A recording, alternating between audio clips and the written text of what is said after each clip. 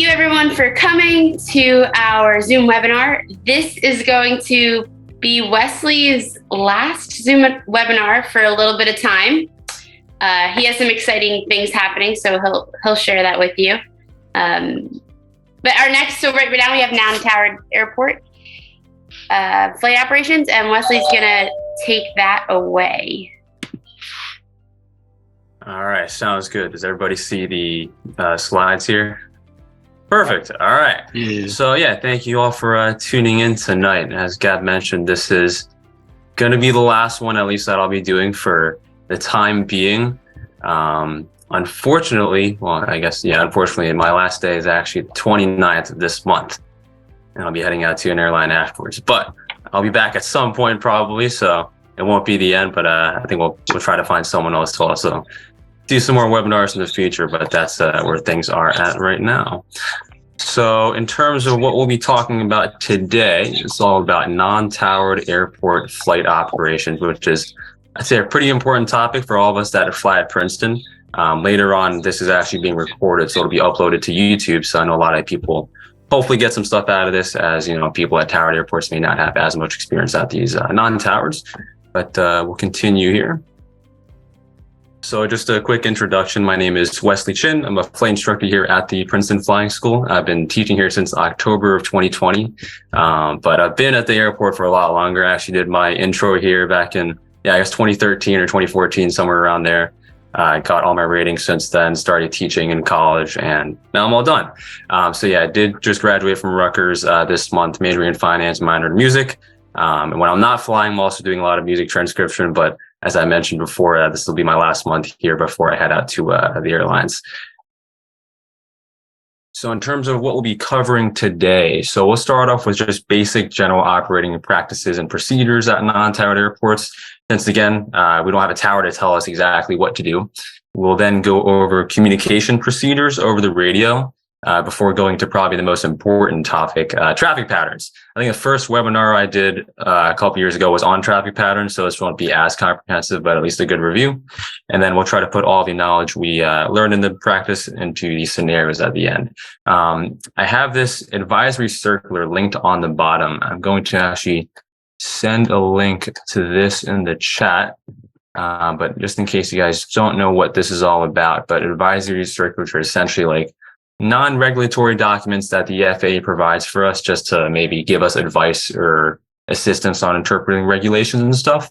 But this one is entitled Non-Towered Airport Flight Operations. So that's exactly what we're doing right now. So a lot of the stuff that you'll see in this presentation will come from that. So this is also a good read in your own time if you want to supplement your knowledge on non-towered operations. All right, so I'll close that out and we'll continue here with the general operating practices at non-towered airports. So first off, I know we just mentioned traffic patterns. I'm actually going to start off with a little bit about this, but whenever we're operating at a towered airport, some people find it easier. There definitely is stuff and phraseology you have to say, but the tower literally tells you what to do. They will tell you, hey, join on a left down for runway, whatever, and they will clear to land and all that stuff.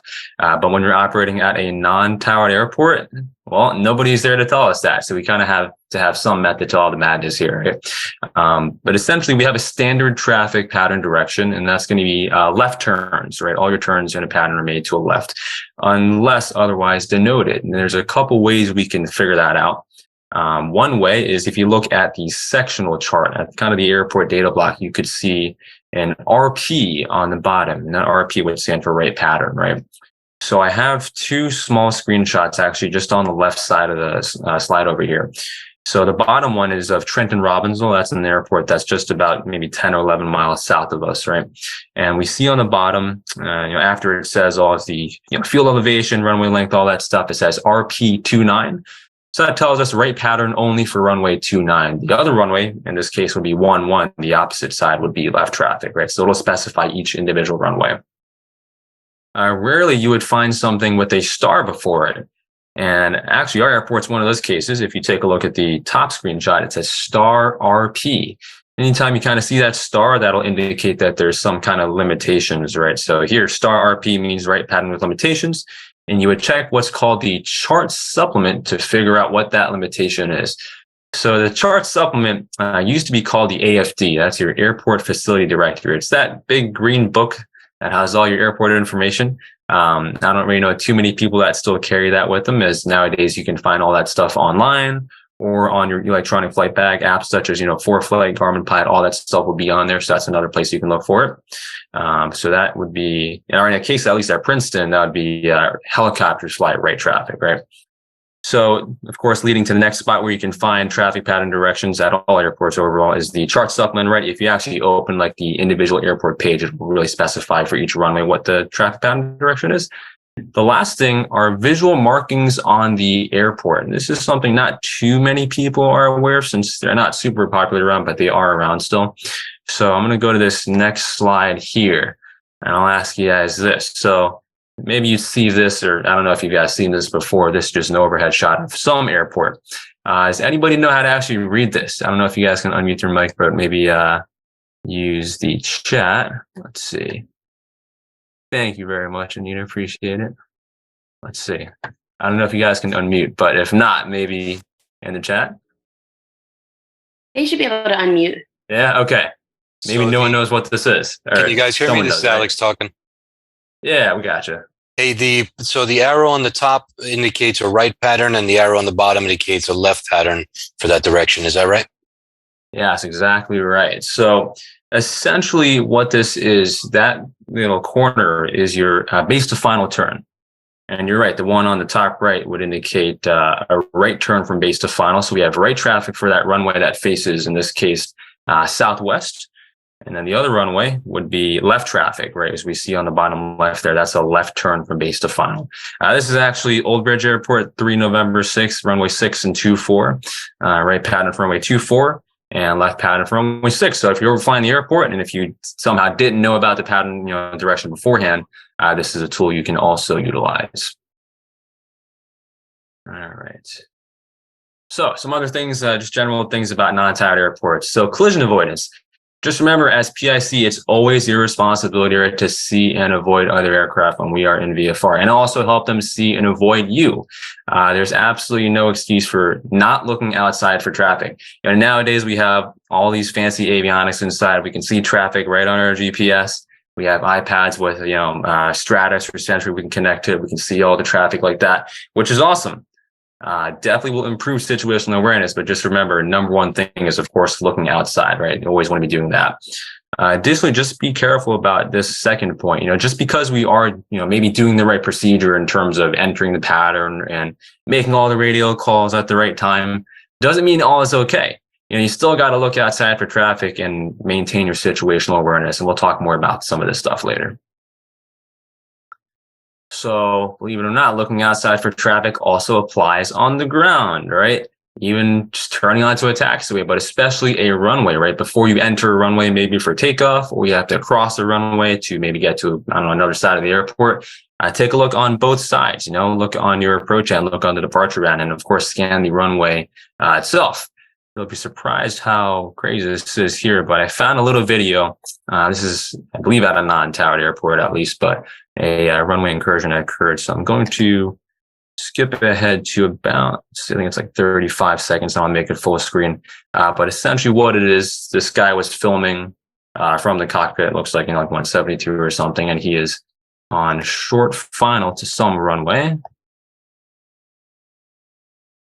All right.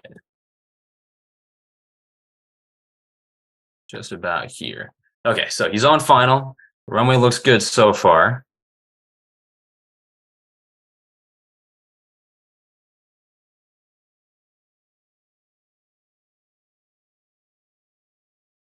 He's in the flare, and all of a sudden, you see that.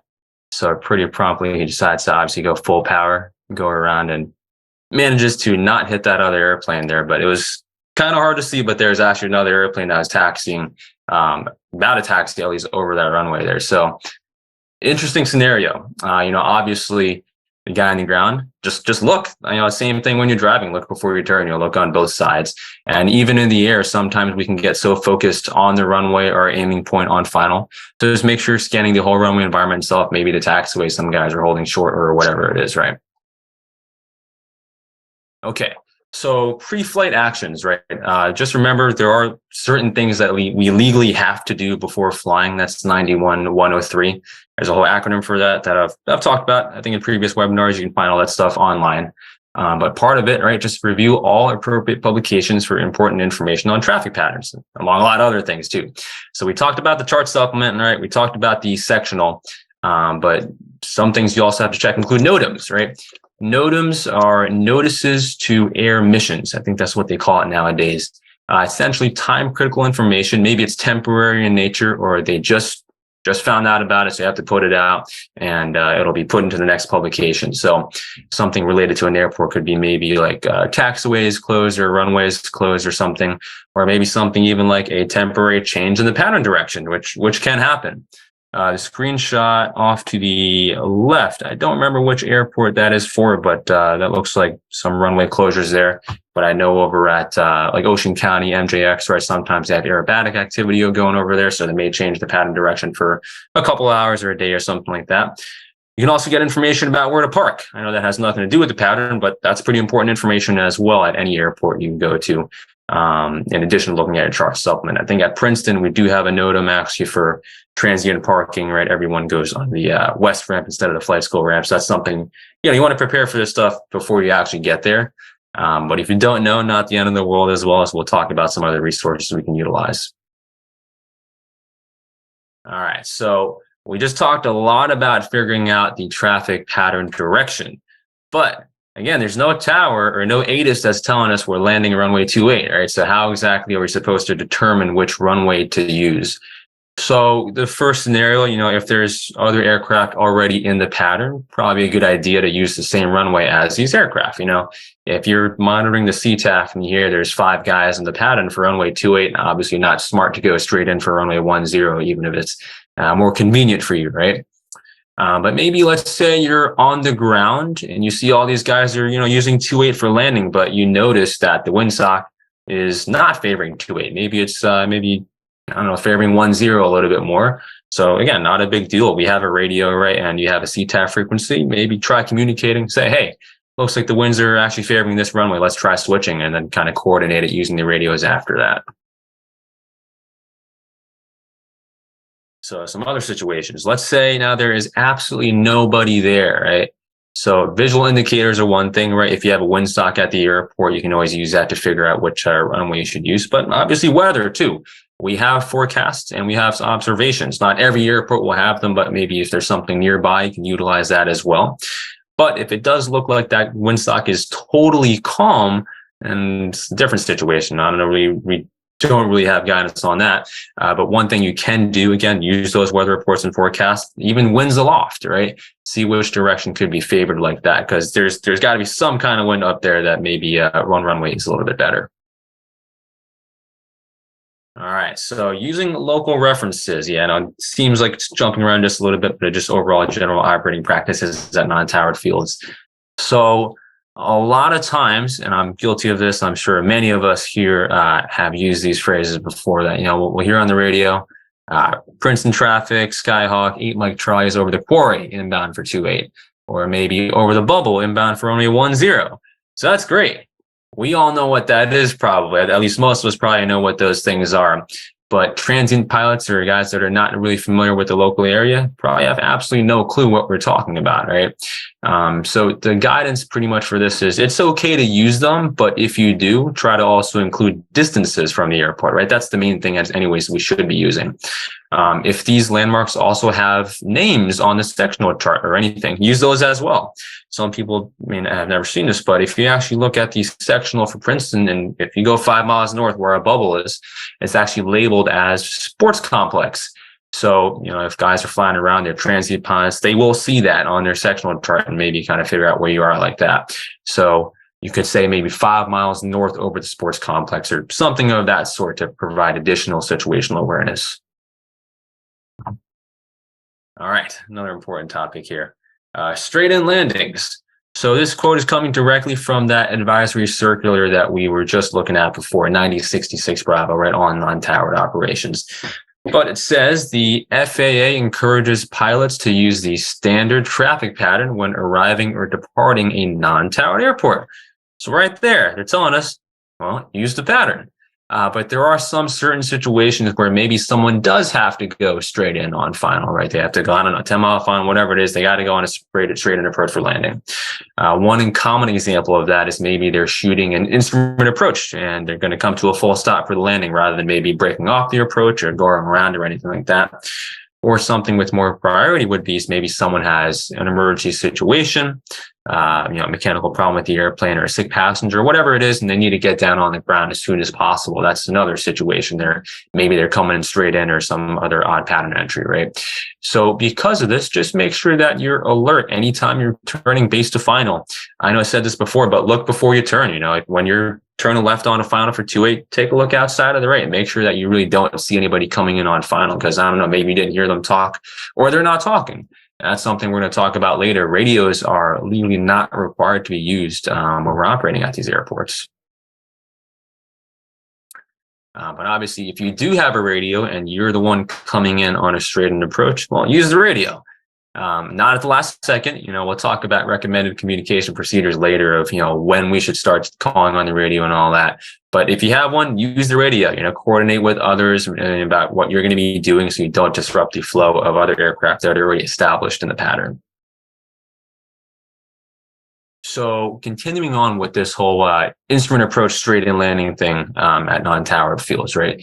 So if you are doing some kind of straight in approach, an instrument approach, but it's VMC outside, which it pretty much should be, at least for all of us right now if we're flying VFR, just remember, again, be alert for anybody in the pattern. And that, of course, these guys in the pattern, they're the one that actually have priority. All right, and again, that's directly from our 9066 Bravo.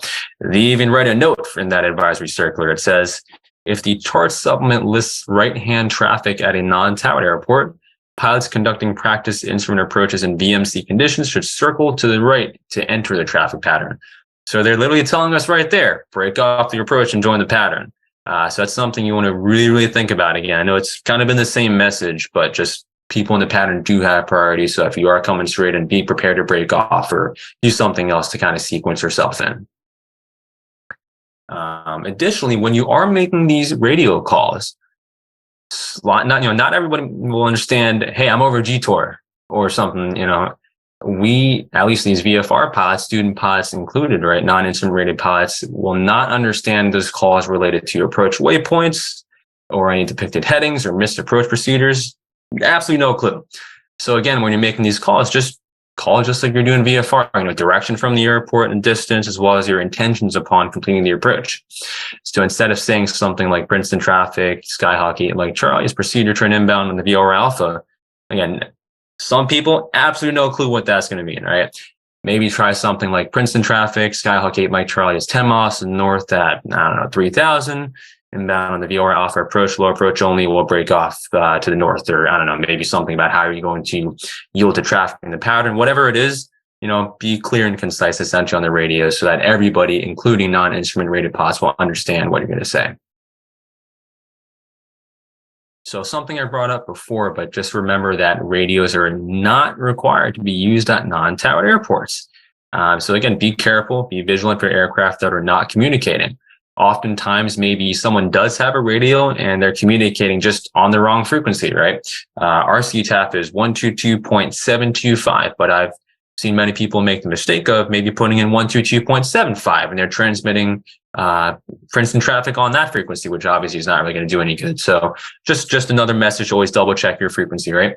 But maybe let's say you do not have radios installed in your airplane, or you just had an electrical failure and you're unable to communicate. If you are in that kind of situation, do everything standard so that everybody else can expect your movements. You don't want to be coming straight in on a 15-mile final or doing anything crazy with the traffic pattern entry, right? Do everything standard again so that we can expect what you're going to be doing, right? Later on, we'll talk about these pattern entries. We look for traffic in certain spots. So if we see someone, we'll yield to you. But if you're not talking, again, do everything standard. Wake turbulence, right? So not a crazy problem, but just remember any airplane will generate wake turbulence, even a little Cessna 150. But the same general rules apply at any airport. It's just when you're at a non-towered airport, the tower is not going to wait a certain number of minutes, to clear to land or take off behind someone larger. So just keep that in mind, right? But if you're landing behind a larger aircraft, well, stay above its flight path and land after its touchdown point. Just kind of think of the wake being everything below the airplane's flight path, right? And if you're taking off behind a larger aircraft, well, rotate before where they rotated and try to climb above their flight path so you can stay clear of their wake turbulence too. So kind of wrapping up the general operating procedures, right? We talked about some straight-in approaches, right? Especially those instrument approaches, but something else that you'll commonly see at non-towered fields and towered airports too, just have to request it at these towered airports, something we called short approaches, right? This is most commonly used when we have to practice maybe a simulated engine out landing, like a power off 180 or something of that sort. Maybe just, I don't know, you want to come in shorter, right? So again, not a problem. If you want to do this, just use your radios, communicate that you're doing this. I'll tend to say something like Princeton traffic, Skyhawk 8 Mike Charlie, turning short left base runway 28, simulated engine out, Princeton. It doesn't have to be exactly that. Just communicate, hey, you're turning a shorter base and that you're doing a short approach. That's really it. Obviously use your judgment though. If there's two people ahead of you in the pattern or the pattern's crowded, don't do it. You don't want to be cutting off people on final, obviously. But if you really need to be doing it or something, you can maybe buy yourself some time by making a 360 on the downwind in the opposite direction of the pattern, of course, right? Just so you can get some spacing from somebody in front of you, which, you may have to do. And the last thing we'll talk about here in this section, low approaches, right? So maybe someone is coming in on an instrument approach, but they're not going to land. Maybe they want to go elsewhere and practice another instrument approach or just go back home. Or maybe someone is, practicing using power for the glide slope and they don't want to actually land yet. They just want to keep practicing that, right? So lower approach is essentially when you have an airplane that's overflying the runway but not landing. And again, not a problem. Just the message here is if you have radios, use them and be clear and concise. Tell people what you're doing. One situation though where you do want to be careful about doing this is if you have departing traffic directly below you, right? Is obviously if you both are holding the extended runway center line, you may get into a bad situation. So in that case, it may be wise to sidestep to what we call the upwind leg of the traffic pattern, the upwind. That's something we'll talk about later on in the presentation. But that's the end of that section. So we will now go into communication procedures at non-towered airports. The overall message with this, though, it's not really anything different than at a towered airport. We still kind of use the same formula of when to say things, but it's just kind of up to us when we talk rather than the tower prompting us, hey, we need a reply.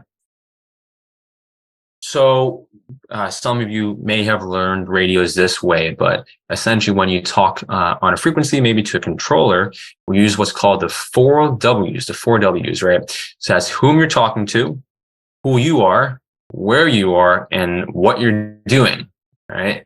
So just applying that to maybe if I was talking to Trenton Tower, Skyhawk 172 Foxtrot Whiskey, 10 miles to the north of 3000 with information Delta inbound for pattern work, right? Just very, very clear right there. We're talking to Trenton Tower. We are Skyhawk 2 Foxtrot Whiskey. Where we are, well, we're 10 miles north of 3000. What am I doing? Well, I'm inbound for pattern work. So it's pretty easy like that. When we're at non-towered airports, it's the same thing. We just add whom we're talking to one more time at the end. And we kind of use the airport name and then traffic as a way to do this. So applying this, maybe if I'm at Ocean County, I could say Ocean County traffic, Skyhawk 2 Foxtrot Whiskey, 5 miles south at 2000 inbound and join the 45 for left downwind runway 32, Ocean County. All right. We're talking to Ocean County traffic. We are Skyhawk 2 Foxtrot Whiskey. Where we are, well, we're 5 miles south at 2000. What are we doing? Well, we're inbound and join the 45-degree entry into the downwind for runway 32. And then we say the airport name one more time at the end, right? Ocean County. So that's kind of the general flow of how we say things on the radio. And now the other question is, well, when do we talk on the radio? Because remember, no one's prompting us anymore. We just have a radio and it's up to us, when we want to talk. So generally, this is what's recommended. Does someone have a question? Yes, I do. Okay, yeah, what's up? Yeah, in the previous example, you said information delta. What is that? Oh, okay. That must have been when I was going over for a towered airport. So that's something you can include like on an initial call with the controller that indicates that you've listened to what we call the current ATIS. That's like a frequency that has a pre-recorded broadcast of the weather at the airport, the runway in use, and any kind of NOTAMs. And it's always has a specific identification followed through the alphabet. So maybe this hour it's information delta, the next hour would be information echo, then foxtrot, and keep going after that. So by reporting that I have information delta, that'll let the air traffic controller know that I have the current weather and I know what runway is going to be used and all that. So that's just something I include, I guess not really part of the 5W thing, but just important information as well. Thank you. You got it. All right. So getting back to this, essentially the recommended procedures from the FAA, we'll start with talking about arrival procedures. You're going inbound to a non-towered airport. So they recommend that you make your first call when you are 10 miles away from the airport. I also like to make a call, and many others will also do this at 5 miles out. This can definitely depend on how busy the airport is. Personally, if there's a lot more traffic, I'd like to talk a little bit more to update others on my position and increase situational awareness. But maybe if there's absolutely nobody there or just one guy just, maybe practicing the pattern by himself, maybe it's not necessary to, but generally I will make a call at 10 miles and then 5 miles away. Next, we can make a call when we are overflying the airport if we need to. That's always a good idea too, right? Especially if we are overflying the field, maybe to enter the pattern, you can make a radio call there. The next call would be when we're joining the traffic pattern. And this specifically I have written out as joining the 45-degree entry into the downwind. That's just one traffic pattern entry. That is the safest and best method. And we'll talk about this later on in the traffic pattern section. And the rest of it is just like if you're talking in the traffic pattern, when you're joining the downwind leg of the pattern, when you're turning your base leg, turning on the final, and then when we are clear of the runway, and that's it. So there's some extra things I added in there after what the FAA recommends, but I think most CFIs, will feel that this is kind of what is recommended. Now, in terms of departing procedures, maybe we are leaving a non-towered airport. Again, we don't have to talk to ground. There's no tower to talk to. There's just one frequency usually. The FAA recommends that you make your first call when you're taxiing to the runway.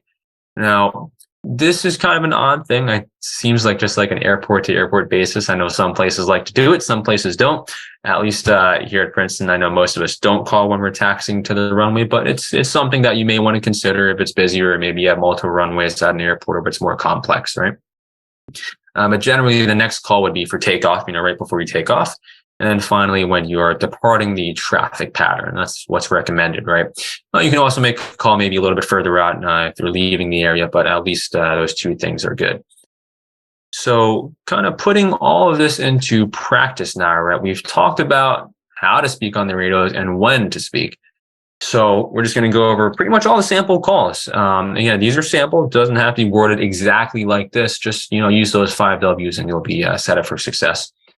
But the first call, again, like we mentioned before, is going to be when we are 10 miles away from the airport. So we can say in this situation, I guess maybe we're 10 to the north at 3,000 and Princeton is currently, everyone's using runway 28.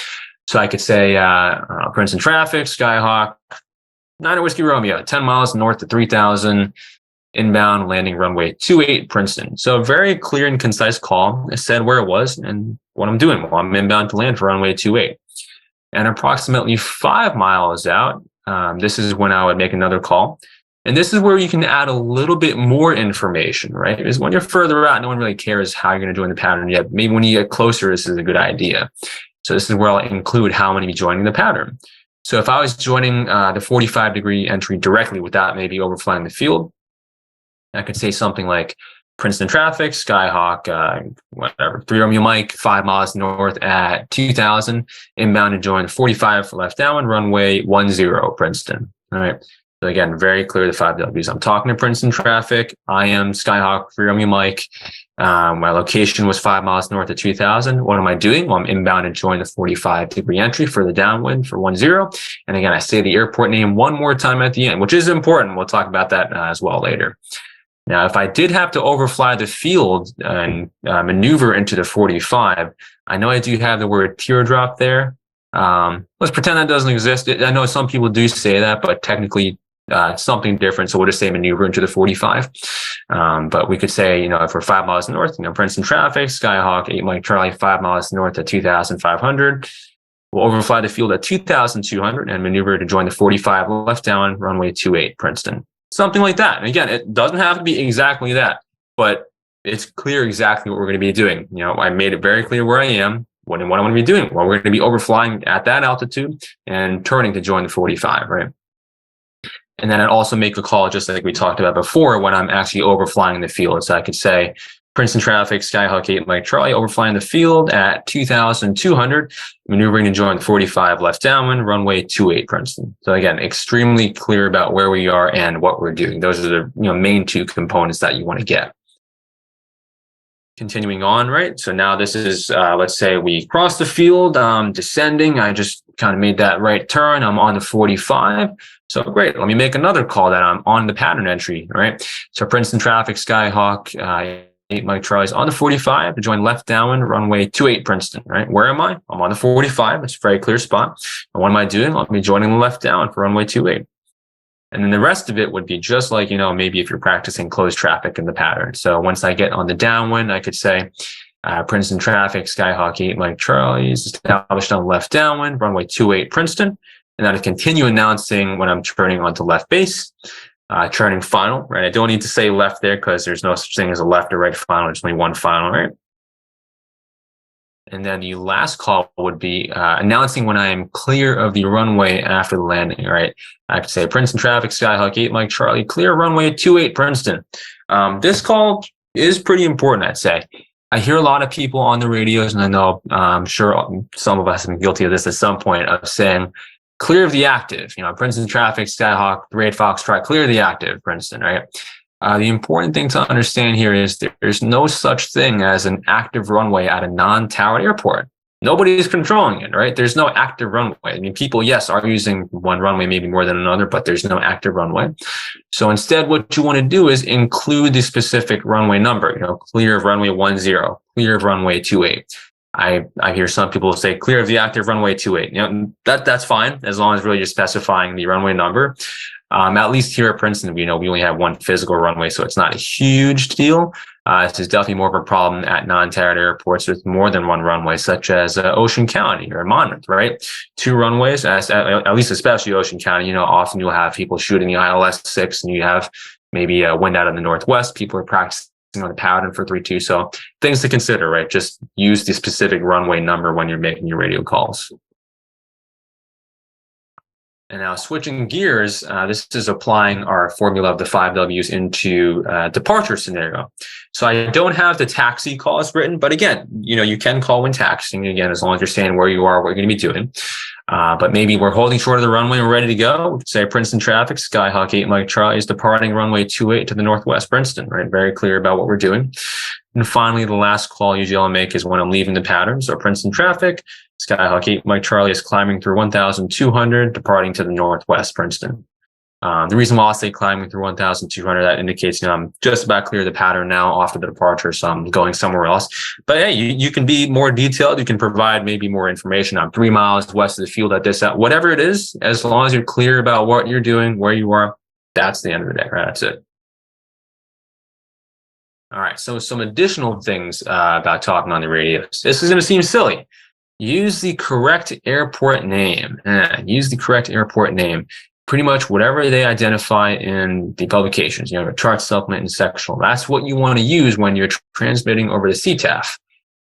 Give you an example. Ocean County used to be called Miller Air Park. So a lot of people still say Miller Traffic or something like that. Monmouth Executive, KPLM, some people call it Belmar. And again, guys local to the area, we know what you're talking about, but maybe transient pilots or others that aren't as familiar have absolutely no clue what that is. And they may be in the pattern in Ocean County. They hear Miller Traffic and they say, oh, it's a different airport. I don't have to worry about that, when really they do. So use the right name for the airport. The next suggestion here, specify left or right when announcing your leg in the pattern. And what I mean by that is left crosswind, left downwind, rather than just saying crosswind or downwind. This is especially something important when you have an airport that has both left and right traffic, like Princeton, right? So you definitely need to be specifying that. But maybe if an airport only has one traffic pattern direction, like Ocean County here, maybe you can get away with just saying downwind or crosswind or anything like that. But still a good idea to specify which direction in the pattern you are. And last suggestion here, something again I brought up before, say the airport name at the beginning and the end of each transmission. We say Princeton traffic and then Princeton at the end. A couple of reasons we do this. One of them is sometimes when you press the mic, it'll cut off the first word if you start talking at the same time, and people listening be like, oh, what airport was that? All right. Some airport names sound similar as well. So I know Princeton, I think Quakertown's on this frequency, some other things, right? So that maybe could sound familiar to somebody. So just keep that in mind, right? There's also a lot of other airports on the CTAF. So just say the airport name at the beginning and the end. But maybe, you're confused. You don't know if it was Quakertown or Princeton, or maybe it was another airport. It has the same runway as you, right? So if you're ever unsure, that's not a problem. You have a radio, use it. It's okay to ask and clarify, what's going on. Obviously, try to limit the conversations or communications on a CTAF to anything safety essential, right? If you want to talk to your friend in another airplane about what's for dinner or where you guys are going to be going later, you can do that. We do have a separate frequency actually designated for those kind of purposes, 122.75. I know a lot of people use fingers, 123.45. See, it's popular. I know a lot of people do it, but technically, instead, you want to be using 122.75 for those kind of private air-to-air communications. All right, so next point to bring up here, Unicom. So a lot of people will confuse Unicom with CTAF. So CTAF is your common traffic advisory frequency. That's where you're making your, self-announcement calls about where you are and what you're doing. Literally everything we've just been talking about so far. Princeton traffic. That's what we say on CTAF. Unicom is essentially maybe when I want to talk to Gabrielle at the front desk. Maybe I need fuel when I get on the ground, or I need to ask where to park, or something else. Maybe I'm curious about the weather there, recommended runway, any other kind of information like that. That's Unicom.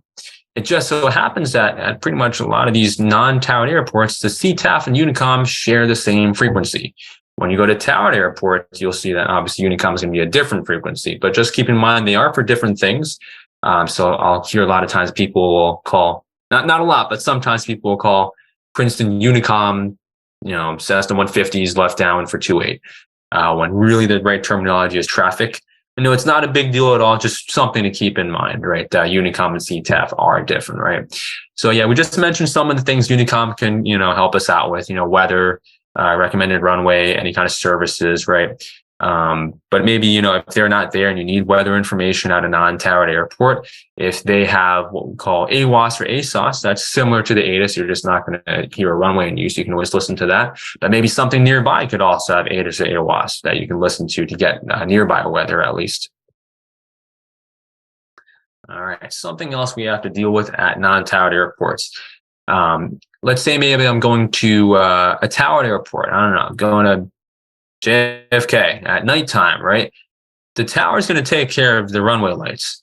But when I'm flying to Princeton at 11 o'clock at night, Gabrielle's not there. She's not going to turn on the lights for us, or nobody really will. So instead, we have what's called pilot controlled lighting. And a lot of these non-towered airports do. And you'll see what's a little symbol called star L.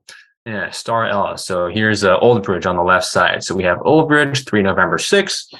The field elevation is 87, and we see that star L there. And that star, if you guys remember from before, indicates limitations. So there's lighting with some kind of limitations. You check the chart supplement, right? And usually that means pilot-controlled lighting, right? I have a chat message here.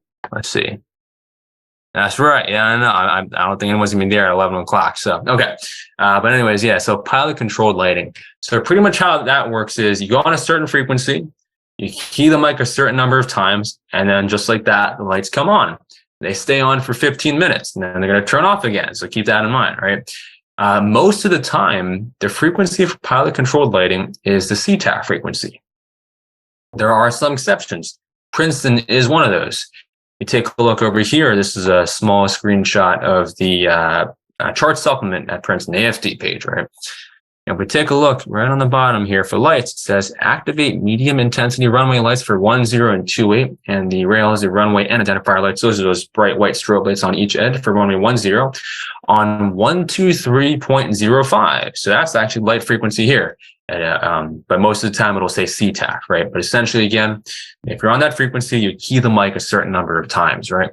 And it depends on how bright you want the lights. 7 times is high intensity, 5 times is medium, and then 3 times is low. But obviously here we don't have high installed, so 7 is still going to turn on medium. But a good practice anyways is always to keep them like 7 times, just so you can get them onto the brightest available intensity. And then if you need to get lower, then, key 3 or 5 based on what you're seeing outside. So that's how you can deal with lighting if you're flying to a non-towered airport at night. All right, so some additional things with self-announcing, right? So that second W is who we are. And so far I've been saying like, Skyhawk 2 Foxtrot Whiskey. Generally, that's what we want to do, including your aircraft type and then the call sign. We don't have to say the whole call sign. You don't need to say 533 at November. You can say 3 at November, right? But sometimes airplanes stand out. So the advisory circular says, paint schemes and color or style descriptions may be added to the use of the aircraft call sign and type, but should not replace type or call sign, right? So maybe if you have some kind of cool airplane with some cool color scheme or something odd, yeah, definitely use that. That'll help us figure out what you are, but still include your type and call sign. What you don't want to say is Princeton traffic, white Cessna is whatever.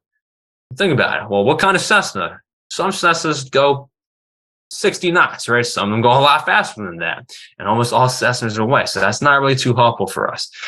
So essentially just best way is your type and the last 3 digits of characters of your call sign, right? Skyhawk, 2 Foxtrot Whiskey or whatever you are, right?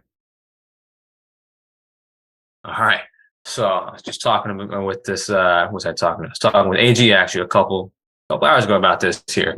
A lot of times, I'm sure many have heard this before at non-towers, when you're on a CTAF, you'll hear someone say, any traffic in the area, please advise, all right? Any traffic in the area, please advise. Well, think about it. If you're calling and there's traffic there, they will advise, right? There's absolutely no point in saying this, right? Just something to avoid, If you're communicating, other people will be communicating as well, so it's not a big deal. If they have no radios, they can't communicate. So again, look outside. Remember, we're all VFR, right? Okay, let me get back to that last slide there. So I know we talked about this before, shooting those practice instrument approaches, going in straight in. Some of the same stuff, monitor the traffic and the pattern, use your radios, but just remember, you do not have priority over other VFR aircraft when you are conducting a practice instrument approach, regardless of any direction relative to the airport operations. Even if you're coming in our case, like on the VR Alpha, yeah, it's not allowing at the runway, but still keep in mind, VFR guys in the pattern are still going to have right of way. And again, this is coming directly from that advisory circular from the FAA. They say pilots should be ready to communicate on the CTAF, obviously, right?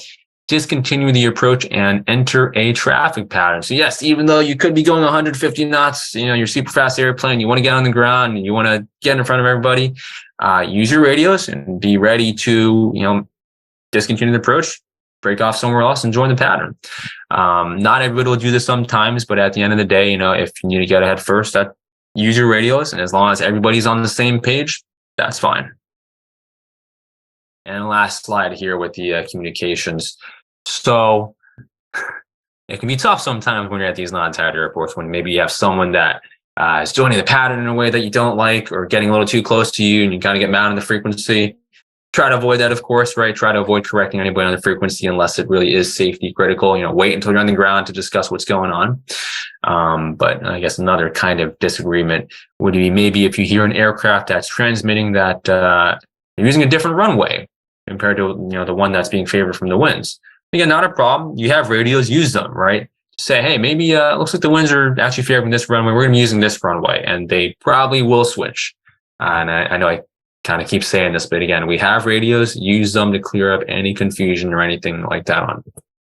Okay, so probably the most important part of this presentation, traffic patterns. All right. So again, just reviewing the basics of why we have this. We need to have some kind of standardized way to get in and get out of an airport, especially when there's nobody in the tower telling us we're clear for takeoff, clear for landing, or join the pattern here, or make a 360, extend the down all carrier base. None of that. We don't have that here, right? So we talked about so far the standard traffic pattern direction is left. Now we also have what's called a standard traffic pattern altitude. That's the TPA abbreviation here, right? Somewhere that everywhere is going to be, everybody's flying at, right? And the standard traffic pattern altitude is 1,000 feet above ground level, 1,000 feet above ground level. So if the elevation at my airport was, I don't know, maybe 200 feet, well, great. 1,200 feet MSL is going to be your traffic pattern altitude. That's not always the case, though, in terms of your standard, right? So do check your chart supplement. I mean, that's your one-stop spot for all airport information. And again, I don't expect anyone here to pull out a paper copy of the book and flip through it. All this stuff is available online and also on, ForeFlight or whatever electronic flight bag you're using.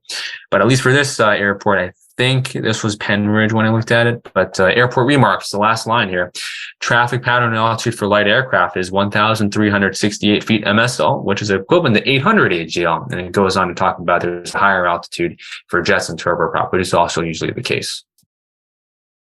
Okay, so this is pretty much a quick breakdown of the traffic pattern. This one is drawn at Princeton, left traffic for runway 28. So I'm just going to go over each one of the legs and kind of what we do on each one. We'll talk about some of the terms.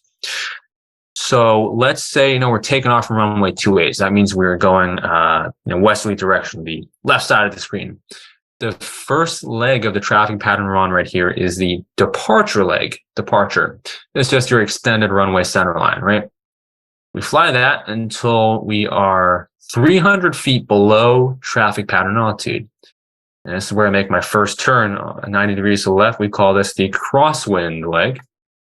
Now, continuing climbing here.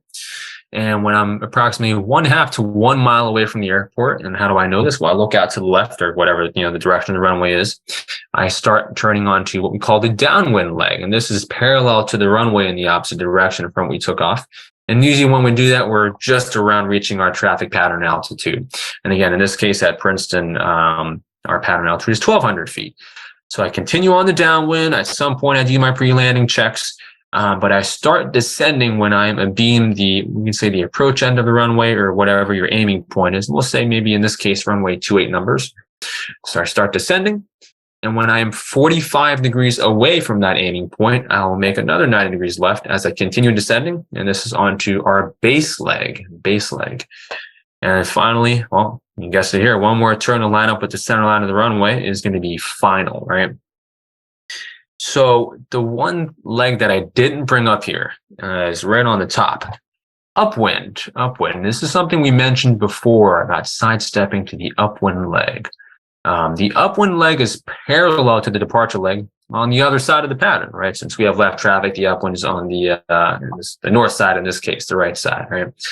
Now, here's the thing. A lot of us will call the departure leg the upwind. So many times we hear people call, I'm on the upwind for runway 28 or something like that when they're really on the departure. So that's something to keep in mind. I mean, more than half of the time, if someone says they're on the upwind, they're probably on the departure. Not too many people know that they are two different things, but something good to know, but also be aware that there is confusion with this terminology. We will talk about other applications of the upwind leg towards the end of this section, but essentially this is just a quick run through of our pattern here. So some of the stuff that we talked about before, right, determining the traffic pattern, right? We have a radio, we're on a CTAF frequency, right? So we can listen in, and if there's other aircraft there and they're constantly calling out left downwind for 28 and all that, well, we don't need to ask what the current runway is, right? Because, well, we hear it right now and everyone's using that runway, we'll use that runway too. But again, if there's absolutely no other traffic or there's no weather, you can always overfly the field at an altitude above the traffic pattern altitude to check maybe a windsock. And then again, we looked at those visual indicators if you needed to figure out the traffic pattern direction. And if someone is manning the intercom station, you can always utilize that as a resource as well. Okay, so these next couple slides, probably my biggest pet peeve and the most important stuff to talk about. Entering the traffic pattern. So there's different ways of doing this. But pretty much the guidance is the safest method to enter the traffic pattern is the 45-degree entry to the downwind leg. And we're going to take a look at a diagram from the FAA in the next slide. So yeah, 45-degree entry, this is something that at least hopefully all CFIs are striving to teach when we're at these non-towered airports. And again, this is non-towered stuff. A tower controller is probably not going to tell you to do this. They will tell you exactly what it is, whether that's entering on maybe on base or down, whatever it is, they'll tell you. But this is what we do at non-towered fields. Just keep in mind, though we try our best to teach this and get everyone to use this, not everyone does this. Some people will join directly on a crosswind or straight in on a 15-mile final, or they'll come in on a left base, or they will overfly the field and cut directly into downwind. That's obviously something you want to avoid when the pattern is congested. So really try your best to not enter on all sorts of different legs and make up your entry, especially when there is traffic, right? If there's no one there, fine, do what you need to do. But if there is traffic, use this 45-degree entry, right? Another key point about entering the pattern. I know this may seem basic, but when you're joining the pattern, you should be at your traffic pattern altitude, right? You don't want to be descending into other aircraft that are already in the traffic pattern. They're probably going to have a hard time seeing you because they're not really looking there, right? Okay, so here is the little picture that comes from, I think it's the PHAC. And the 45-degree entry is essentially what we see on the bottom right here, like where it says 3 in a box. That's 45 degrees to the midfield downwind, and then we kind of join the pattern like that. But if we are coming from the opposite side of where the traffic pattern is, this is the preferred entry to use. And this is a diagram on the left side that we see. So kind of walking through this, we first cross the airport in the middle, perpendicular to the runway, and it says at pattern altitude plus 500 feet. That's okay. You can cross at 500 feet above. I'll generally try to do 1,000 feet to give myself more buffer, and maybe, especially if there's larger aircraft operating the pattern there, they're going to be at 500 above already the pattern altitude, right? So generally, I will do 1,000 feet above the pattern, but essentially just cross above, so you're not, getting into conflict with anybody. And then we continue to go, perpendicular to the runway. We keep flying out. And the next thing it says, fly clear of the traffic pattern approximately 2 miles away. So before we said the downwind was about 1/2 to 1 mile away from the airport. So essentially that's telling us you want to be about 2.5 to 3 miles away from the airport itself before we start descending into pattern altitude and then turning to join 45. A lot of people will turn pretty quickly. I guess this is something I'll bring up on the next slide, but there's these two, oil tanks or water tanks. I don't know what they are. There's 2 white tanks that a lot of people will use to turn a 45 here at Princeton for runway 28. And while it may seem like something that's pretty easy to see and a good reference, it's pretty close actually to the pattern. And some people may fly a little bit of a wider downwind, so maybe wiser to go out a little bit more. But again, this is what the guidance the FAA provides us with. So that's the preferred entry when crossing over midfield. On the right side, this is the thing that we try not to do: cross at pattern altitude and cut directly into the downwind. If there's traffic, again, this is not a wise idea at any time. But hey, if there's no one there, do what you got to do. Okay, so pretty much what I did, or at least what I tried to do. So this is like a Google Earth satellite view of our area, and our airport is just on the top here. And I drew a rectangle. This is supposed to be left traffic. The traffic pattern itself for runway 28, about 1/2 to 1 mile away is the downwind. And what I did is I measured a line that is 2 miles away from the downwind, because that's what the FAA is saying, at least for this pattern entry. So if I go 2 miles away and I'm perpendicular to the runway, this is where I begin that turn. So that's a lot further out than those 2 white tanks. I don't know if I can see that, but they're pretty small, but those are where the 2 white tanks are. That's a lot closer. So yeah, we want to go out a good amount. And usually what I'll do, there's like this rectangular field that stands out over here, and I'll use that as my reference. I'll go a little bit past that, and I'll make a wide right turn to get on the other side of the field to join. Another common mistake besides, turning too close to the airport is making a turn too sharp. So, it's a pretty wide turn to join 45. Otherwise, you're coming in like a 90-degree angle, right? And then for 10, I drew the same thing. So a good reference is there's a garden center, blooms at Belmead over here. So I'm in, a couple of seconds after passing that. It's another good reference for you to kind of do a wide right turn to join the 45.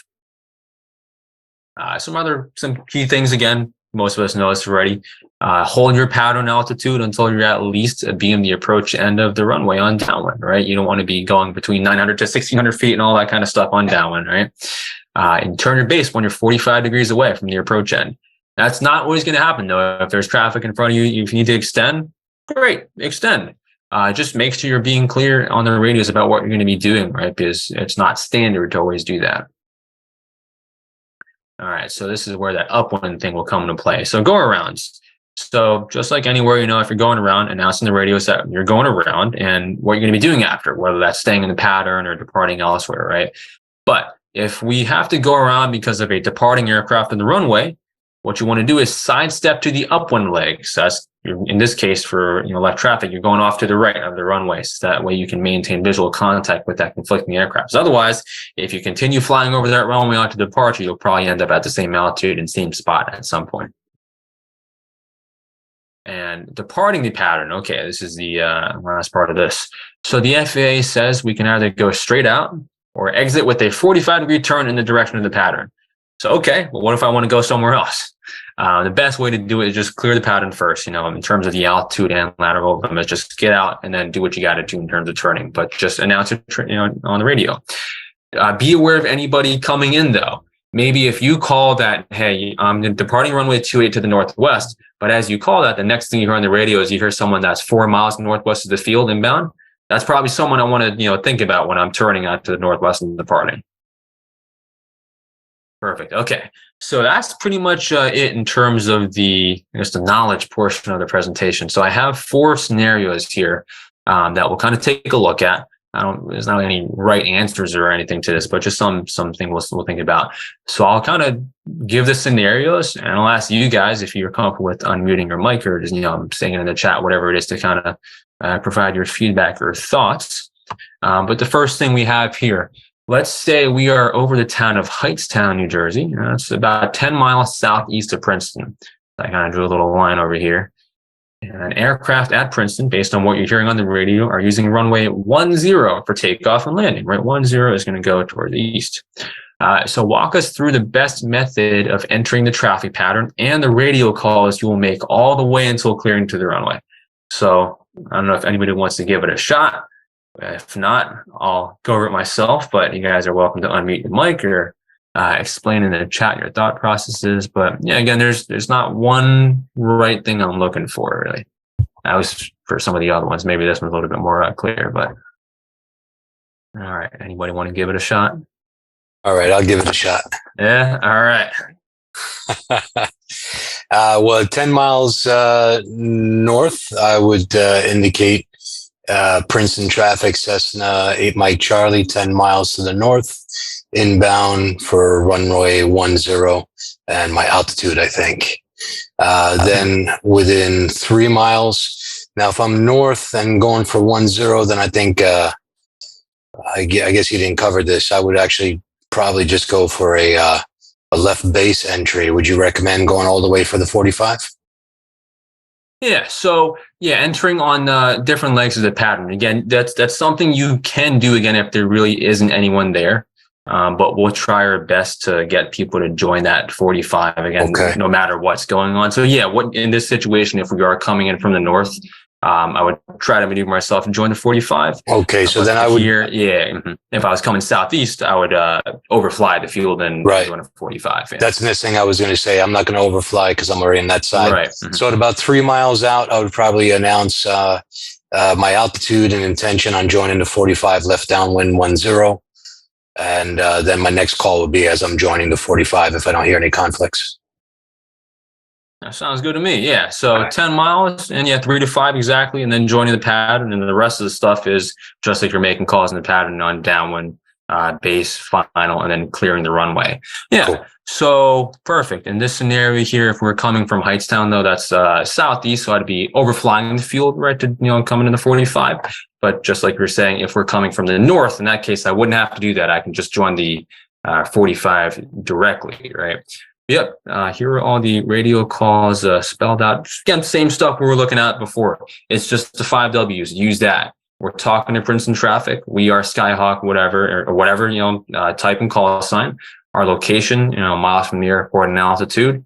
and what we're going to be doing. When we're 10 miles, I'll just say I'm inbound for a certain runway, but as I get closer, I'll update that with additional information about my, pattern entry and then so on and so forth, right? And the rest of this is just going to be the pattern calls. So I'll skip past that. All right.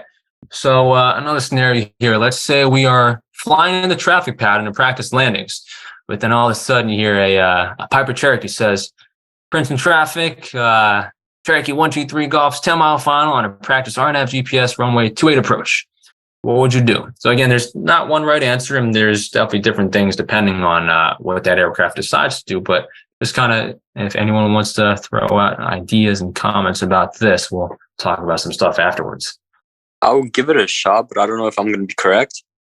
That's all right. But, again, there's not one right answer. We'll just kind of work through this together. Yeah. If you're in the downwind leg, if you're close to the end of the downwind, you could land because they're 10-mile final, which is a very large approach. Yeah, you're right. So you could go and land quickly.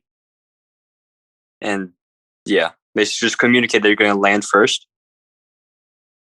I guess. Yes, that's exactly right. Yeah. So you said something really important, communicate. Yeah. You have radios, use them, right? You can talk to this guy, ask him what he's going to be doing. Hey, is he actually going to land, or is he going to break off the approach a lot earlier? Is he going to do a low approach and go somewhere else? That's something, right? Because if he's going to break off the approach well before the pattern, well, why do I care? Probably not a big deal. But you're right. If you're towards the end of the downwind leg and he's on a 10-mile final and he's a Cherokee, he's not going fast at all. Not a problem. I can squeeze one, maybe another pattern if I really could. So it's not a big deal, but maybe if they're a little bit closer, that's something I'd want to also deal with, right? But going to the next slide, this is at least what I wrote. So first thing, use your radios, right? Ask what they're doing and don't be afraid to clear up any confusion, right? That's a key message here. But if they do decide to go straight in and land, just make sure that, and use the radios to figure out who's going first, pretty much, just like you were saying there, right? Whether you're landing first or he's going first. But the last key point, this is a message I had at the beginning of the presentation. Just because both of you may be making radio calls doesn't mean all is okay. You have a responsibility to see and avoid traffic. So do it, right? Look outside. I've had so many times people, maybe I'm practicing the pattern and people will call, hey, I'm 10 miles, 5 miles over flying the field of 45 and all that. But they will just blindly turn right on to the downwind without even looking at all and get pretty close to hitting us. So again, radio call is one thing, but you're flying an airplane, look outside and make sure you're not hitting anything. That's really it. All right. So now let's say this. It's been a long flight back home, but we're now on final for runway 10. But however, on short final, we see that an aircraft holding short of the runway decides to line up for takeoff without noticing your position. You attempt to reach the pilot over the radios, but realize they are not responding and continuing the takeoff. What should you do? I think you announce a go around real quick. That's pretty important. Yeah, that's exactly right. Go around. All right. Let's see. Anybody else have suggestions or any additional things besides going around? And sidesteps to the upwind. There you go. I think pretty much everybody said once there. Yeah. Sidestep to the upwind. Yeah, we were just talking about that before. Is otherwise not a good situation if you guys are continuing on the same path. So this is at least what I have in terms of my comments. So Alan, exactly right. Go around. Never be afraid to do this, right? You're always doing this in the interest of safety. I think the first sentence I had in this scenario was, it's been a long flight back home. And those external pressures can definitely get to you. You're like, oh my God, I want to get on the ground and go to sleep. But try not to let those external pressures get to you. In this case, you got to go around and you don't want to be landing, obviously, if another airplane on the runway. And just like you all were saying before, we know that the departing aircraft is maintaining the center line. So be prepared to sidestep to the upwind leg of the traffic pattern there. So in this case, for 10, since it's left traffic, we'd be sidestepping to the right. And again, talk on the radio. We have a radio, so make sure that you're announcing your go around, that you're sidestepping to the upwind. And I'd also try to get a hold of that departing aircraft, make sure that he's aware of where you are and that you guys, see each other. That's what I would do. So Sriram brought up a very good point. I'm just seeing this here. What if there was a helicopter on the upwind? Okay, so do you mean like in the traffic pattern on the right side at Princeton? Is that where you're getting at? Yeah, that's right. Okay. Yeah. I guess there's not really any official guidance for that. Use your radios and see and avoid. I know I've been saying that, but that's really it. I don't think there's one. Wesley, if I can add to right this one. answer. Yeah. I had this occur to me on, I was, Yeah. All right. I was doing a pattern day and I was left downwind 2-8 and I was just turning onto the left base. And the moment I was going to call myself left base, a helicopter called himself right base. Yeah. And it was just one of those, what do I do? I totally could not see him. And afterwards, thinking about it, I should have directly communicated with him. Hey, do you see me? Do you want me to go around? Like, I didn't communicate with him directly.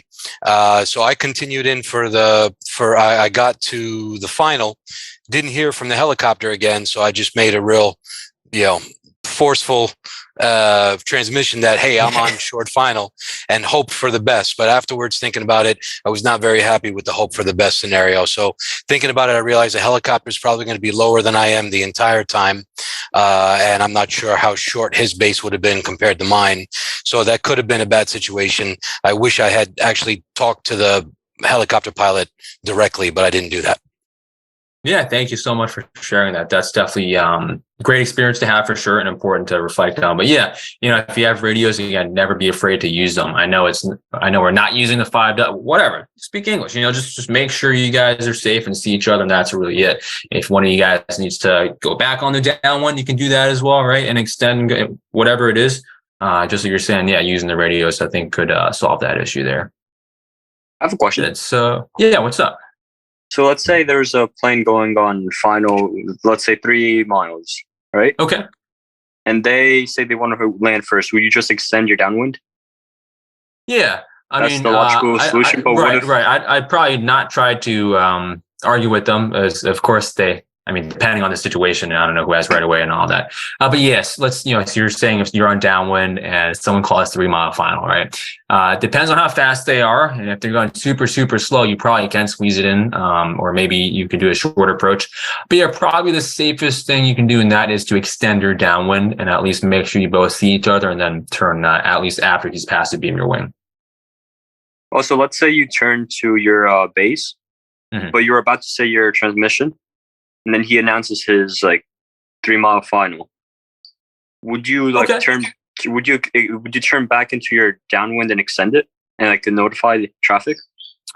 That's one option. I'd say when someone's on a 3-mile final, if it's again a 172, I would continue. I'd probably continue in that case. I guess something else you can think about as well, if you are established on final, is the right of way rule. Whoever is lower has right of way, and that's probably going to be you if you're in front of him. But at the end of the day, people may not be following that. So yeah, use your radios, clear up any confusion, ask what he's doing, make sure he sees you. But yeah, if he's maybe a little bit closer, you could do that. Go back on the downwind. I probably just would continue, just get a little bit lower as well. But just do remember, the lower guy does have right away. What you don't want to do though is try to use that rule to your advantage and try to nosedive the airplane, get really low. But yeah, these kind of situations are good to think about. You're not going to find this reading the book, all these kind of things. This is just from experience. So that's good you brought that up. All right, thank you. You got it. All right. So this is the. All right. I have another question. Can you hear me, Wesley? Mm-hmm. Yeah, I got you loud and clear. Yeah, okay. Coming back to the situation, the helicopter is on the right base and I am on left base. Mm-hmm. So I cannot see the helicopter. What do I do? Normally, I would take to the right. Yeah, that's definitely probably the safest thing. Yeah, get back. Yeah. Make a 360 or not a 360. Make a right turn and try to enter the final then from my right turn, or it's really a difficult situation. I think your first it's a weird situation. Again, I don't, as far as I'm aware, there's no official guidance on this. But yeah, I'd probably do what you said first. Get back on, make a right, get back on downwind. And it's funny. If you can't acquire a visual, and this is, I'll bring this up too. This is not because when he is on the right downwind and I am on the left downwind, we will have the same way to final, and we will meet each other at final. But then my idea is then to turn right, because I have to turn right. This is a rule when two airplanes are on a collision course. I have to turn right, but now I am on final, but the other way. I'm on course 10 and no longer on course 28. So I turn right and I'm on course 10. But now I'm flying away from the runway, and I have to turn around. And then what is the best way to solve this problem? It's definitely interesting, because when you turn down, you're probably like really tight in on a downwind. When you turn back, it'd be tough. Yeah, I mean, if it ends up being unstable, just go around and try it again. That's probably what I would do there. Yeah.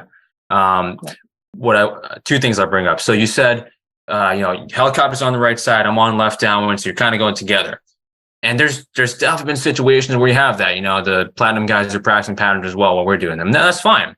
And if I do see that, and they'll see it too, we will say on the radio, hey, who's going? We'll make it clear who's going first if one of them needs to slow down or whatever. But we can try to prevent something like that from happening before we even get there. So like on downwind, I'll try to reach out and say, hey, are you guys going to be extending, or do you want who's going first? Whatever it is, something like that. The second thing I'd bring up, so visual contact is, it's hard to see this stuff, even though, it's a big moving object. It can be hard to see an airplane or a helicopter or anything. So nowadays you have these, traffic on your GPS, you have those ADS-B receivers, so you can see traffic on your iPad. And it may seem silly to utilize that in the pattern because you can look outside, but I'd say that's kind of a situation where it can help. Because you'll see their exact position, and maybe kind of will help you look in the right spot, whether that's just like a slight, head movement.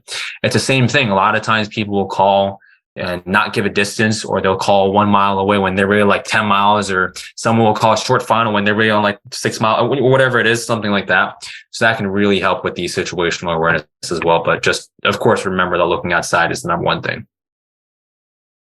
All right. So all good points there. So the last thing I have bringing up is we're inbound to Princeton after a trip to Block Island, but there's nobody in the pattern. It's nighttime, so you can't see the windsock down below. I guess in this situation, it's not lighted, and no one's there at the FBO, so you can't ask the Unicom for assistance. So how do you know which runway to use for landing, or how would you approach this situation? I would tune in the Tretinatus and see if it's active. Yeah, Tretinatus. There you go. That's one of them. Or if you have the G5, you can check the ground speed. That's another thing. Very, very smart. That's another thing we'll talk about too. Okay, that's probably honestly the two biggest points. Anybody else have any comments or suggestions?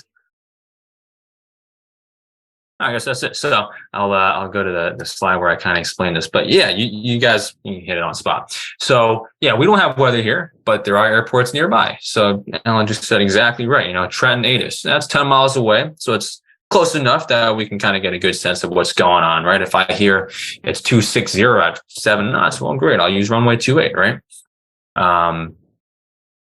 AG mentioned, if you can see ground speed on your GPS, or if you just, some of our airplanes have those dual G5, so we can see it pretty easily there.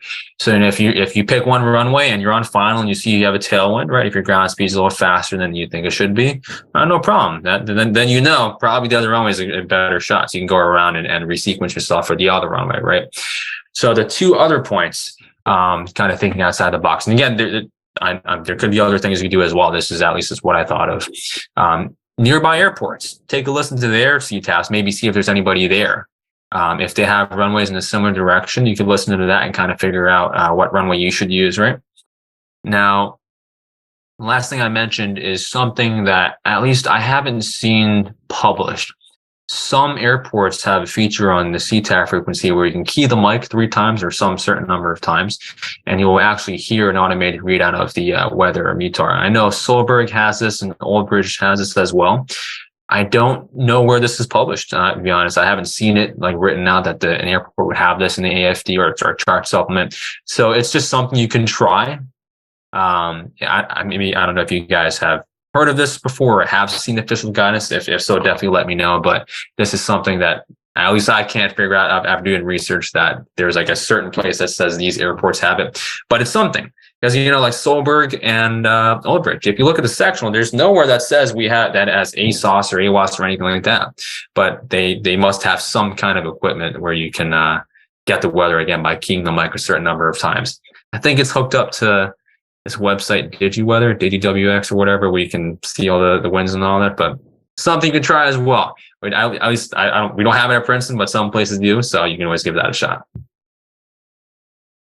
All right, so yeah, it's the last slide here. Just key takeaways from this. I know there's a lot, but number one thing, see and avoid other traffic, right? Your VFR, look outside.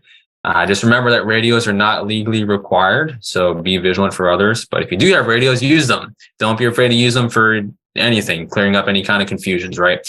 And in terms of entering the pattern, try your best to do that 45-degree entry to downwind when there is traffic. I know it can be kind of annoying to do it, but again, for safety reasons, it's definitely important to do it. But yeah, if there's no one there, do what you got to do, right? All right, so that wraps that up. So we can open it up to any additional questions now. Wesley, good luck.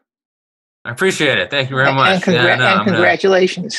Thank you. I'm gonna miss doing this for sure. I mean, I've been at Princeton for a long time, so I'll definitely still be around. I know that, but at least for the next couple months will be Wesley, where are you going? GoJet. It's supposed to be Republic, but then they pushed back all the class dates a lot, so going there instead. So we'll give that a shot. Congratulations, sir. Have fun. Thank you. I appreciate it. All right, thanks again for everything. Thank you, Gabriel. You're welcome. Maybe we'll have Wesley come back a guest, like after you start a few months, you can let us know like an update or something. That's right. Trust me. I'll still be sticking around somehow. Definitely. We're gonna continue doing webinars even after Wesley leaves us. If you have any suggestions or questions in terms of topics, please email us or give us a call or even have a conversation. Anything helps. So this is awesome. Ultimately for all the pilots here at Princeton Airport. And yeah, that's it.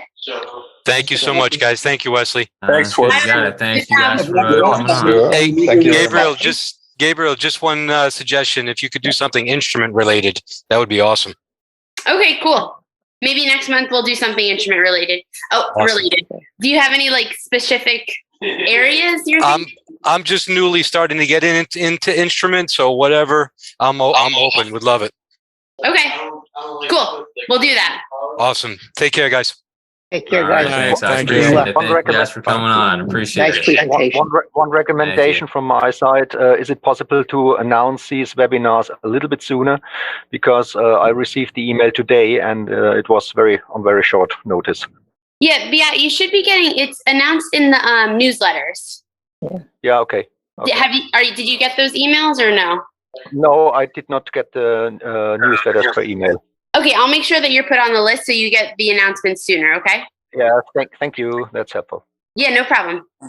One last suggestion is for your next webinar, talking about decoding METARs, CTAFs, PIREPs. Those will be really helpful. That's true. Yeah, I don't think. Yeah. Okay.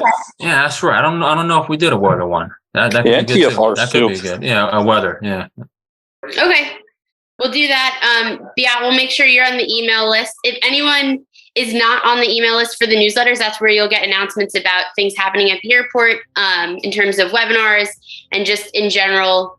If there's going to be any extra activities, you will get it through that list. So reach out. I will definitely add you because I have your email address and make sure you're on that list.